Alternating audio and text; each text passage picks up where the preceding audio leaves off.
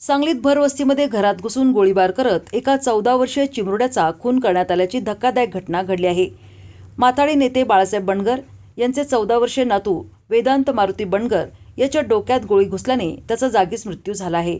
शहरातल्या संजयनगर येथील बाळासाहेब बंडगर यांच्या घरात 7 वाजण्याच्या सुमारास 4 ते 5 अज्ञातांनी घुसत गोळीबार केला। हवेत गोळीबार केल्यानंतर घरात असणाऱ्या 14 वर्षीय वेदांत याच्यावर देखील गोळ्या झाडण्यात आल्या। त्यानंतर परिसरामध्ये एकच खळबळ उडाली आहे। घटनेची माहिती मिळताच संजयनगर पोलिसांसह पोलीस अधीक्षक तुषार दोशी हे देखील घटनास्थळी दाखल झाले। हल्लेखोरांच्या शोधासाठी पथके रवाना करण्यात आली असून जिल्ह्यात नाकाबंदी देखील करण्यात आली आहे।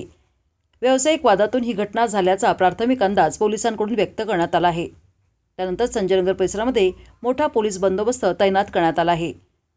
तर शवविच्छेदनासाठी वेदांतचा मृतदेह सांगलीच्या शासकीय रुग्णालयामध्ये पाठवण्यात आला असून या ठिकाणी नातेवाईकांचा एकच आक्रोश पाहायला मिळत आहे। प्राथमिक माहितीनुसार संध्याकाळी 6:30च्या दरम्यान अभयनगर एरियामध्ये बाळासाहेब बंडगर यांचा नातू वेदांत बंडगर वय वर्ष 14 याचा फायरिंग इन्सिडेंटमध्ये खून झालेला आहे। आरोपी हे एका गाडीमध्ये आले, साधारणतः 4 आरोपी होते असं सांगण्यात येतं। त्यांनी गाडीमध्ये येऊन त्यांनी पॉईंट ब्लँक फायर केलं। पोर्चमध्ये, घराच्या समोरच्या पोर्चमध्ये उजव्या डोळ्यात गोळी झाल्यामुळे त्याचा मृत्यू झालेला आहे। पुढील तपास संजयनगर पोलीस स्टेशन करत आहे।